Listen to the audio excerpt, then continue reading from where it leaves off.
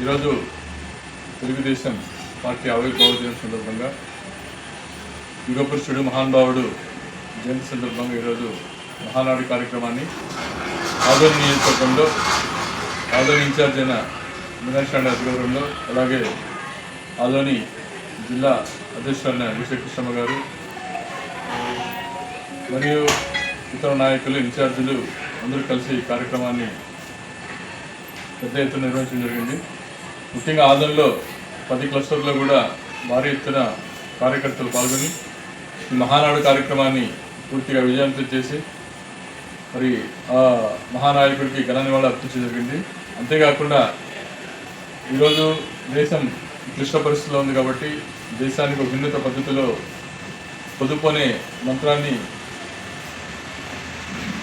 భారత ప్రధానమంత్రి మోడీ గారు ఆలోచించారు. కాబట్టి ఈరోజు వర్చువల్ పద్ధతిలో ఎప్పుడు దేశంలోనే ప్రధానంగా సుమారు 17 లక్షల మంది కార్యకర్తలతో ఒకేసారి ఇంటరాక్ట్ కావడం నిజంగా ఇది ఒక టెక్నాలజీకి అర్థం పడుతుంది. మరి ఆ టెక్నాలజీలో నైపుణ్య ముందు చూపున్న వ్యక్తి నారా చంద్రబాబు గారు అయితే, మా యువ నాయకుడు లోకేష్ అన్న గారు ఈరోజు దాన్ని విజయవంతం చేసి మరి దేశంలోనే ఈ రాజకీయ నాయకులు ప్రజలతో ఏ విధంగా ఇంటరాక్ట్ కావచ్చు అనే ఒక అంశాన్ని తీసుకొచ్చి ఈరోజు పొదుపు అనే మంత్రాన్ని ఈరోజు పాటించడం నిజంగా చాలా ఆనందదాయకం. మరి అలాగే ఎప్పుడులాగానే ఈ మహానాడులో తెలుగుదేశం పార్టీ అనేక తీర్మానాలు కూడా చేసింది. మరి అందులో భాగంగా ఈరోజు లోకేష్ గారు రాబోయే స్థానిక సంస్థల్లో మహిళలను ప్రోత్సహించాలని చెప్పి కేంద్ర ప్రభుత్వంలో మొన్న 33% బిల్లులతో పాటు రీఆర్గనైజేషన్ బిల్లు కూడా వీగిపోయింది. కాబట్టి దాన్ని ఎలాగైనా సాధించాలని చెప్పి అన్ని పక్షాలు ఏకం చేసి మళ్ళీ ఒకసారి బిల్లు ప్రవేశపెట్టాలని చెప్పి కూడా మా లోకేష్ గారు ఈరోజు మహానాడు తీర్మానంలో చెప్పడం జరిగింది. మరి కేంద్రం బిల్లు ఆమోదించకపోయినా కూడా రాష్ట్రంలో తెలుగుదేశం పార్టీ మహిళలకు పూర్తిగా 33%ని చట్టసభల్లో వాళ్ళకి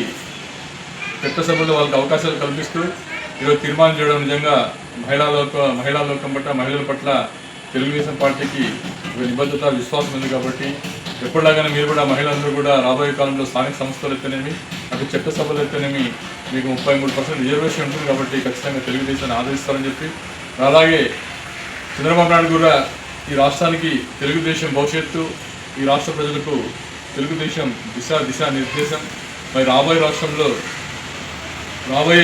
కాలంలో తెలుగుదేశం పార్టీ ఏ విధంగా అవలంబించాలి, ప్రజలతో ఏ విధంగా మమేకం కావాలని చెప్పి అందరూ కూడా దిశా నిర్దేశం సుమారు 1:10 నిమిషాలు కూడా చివరి ప్రసంగం చాలా అట్టహాసంగా జరిగింది.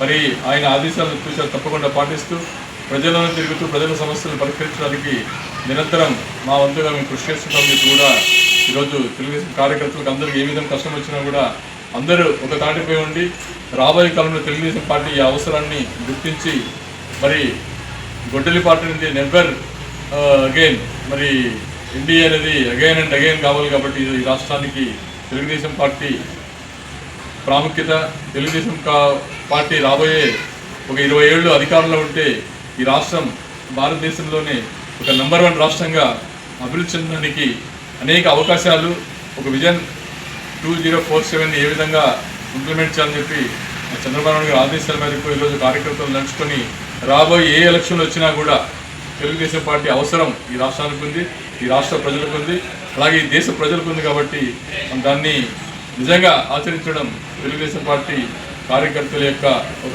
గొప్ప సంకల్పాన్ని ఈరోజు మాకంతా కూడా ఒక దిశ నిర్దేశం చేస్తున్నారు. కాబట్టి రాబోయే కాలంలో మేమందరూ కూడా ప్రజలకు ఏ విధంగా కష్టాలు వచ్చినా రాబోయే సంక్షేమ కార్యక్రమాలు ప్రజలకు అందించడంలో కాకుండా రాబోయే కాలంలో ఎస్సీ బీసీలకు 15 లక్షలు కొత్త పెన్షన్లు ఇచ్చి 50 ఏళ్ళకే 6 ప్యాక్లు ఇచ్చిన 6 గ్యారెంటీలు ఇచ్చిన అంశంలో 50 సంవత్సరాలకి ఎస్సీ బీసీలకు పింఛన్లు వచ్చే ఏర్పాట్లు కూడా మరి పరిశీలిస్తున్నారు. కాబట్టి అన్ని రకాలుగా సంక్షేమ కార్యక్రమాలని ఈ తెలుగుదేశం పార్టీ ఇంప్లిమెంట్ చేస్తుంది. కాబట్టి రాబోయే కాలంలో అన్ని రకాల ఎలక్షన్లోనూ స్థానిక సంస్థలు యువతను ప్రోత్సహించాలి, స్థానిక సంస్థల మహిళలను ప్రోత్సహించాలనే ఉద్దేశంతో ఈరోజు తెలుగుదేశం మహానాడు కార్యక్రమం ఎంతో ఘనంగా జరిగింది.